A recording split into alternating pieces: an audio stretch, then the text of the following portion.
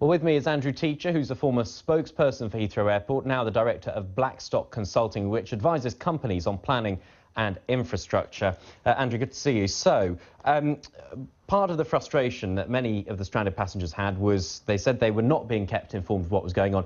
From your experience working at Heathrow Airport, when something like this happens, what will have been going on behind the scenes?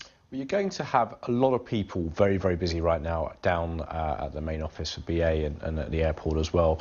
And what you'll be having will be various calls over a day. You'll have another one probably this evening at 10 o'clock, a crisis call. There'll be a crisis room that's active with everyone in it trying to manage the situation. And obviously the problem that British Airways has with this is that everything is now connected these days. So once upon a time, you would phone up a booking agent, or you didn't have a smartphone that connected your boarding pass with your booking, with everything else. And once you take one rung out of the ladder, the whole thing collapses, and that's what's happened. And we've seen it before with Delta Airlines, with other airlines that have had issues. And I think that the main challenge that British Airways is going to have now is around the world where they've got planes that are out of kilter.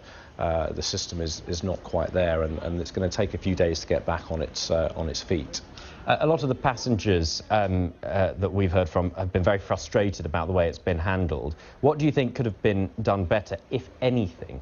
Well, look, I think from my own experience, sitting in this chair getting grilled some years back by you and your colleagues here, there's a degree to which bad news is never going to be taken well, and I think everyone accepts that it's difficult to communicate, and I think you've had many reports of people who've complained about not being told stuff directly. But when the website is down and there's no way to email or to do that, then Twitter, as they've been using, and the BBC, is a way to communicate. I think my advice to people is to be honest, give people clarity where you can, but don't give any false don't drive up any false expectations. And I think the only thing that I would have done probably really differently today is to not come out and say there might be flights after 6 o'clock, as was alluded in one of the earlier statements, because you need to be clear. You've either got to tell people don't come to the airport full stop, or come Monday, Sunday, whenever it is. But the problem that you have is that whenever people sit here and say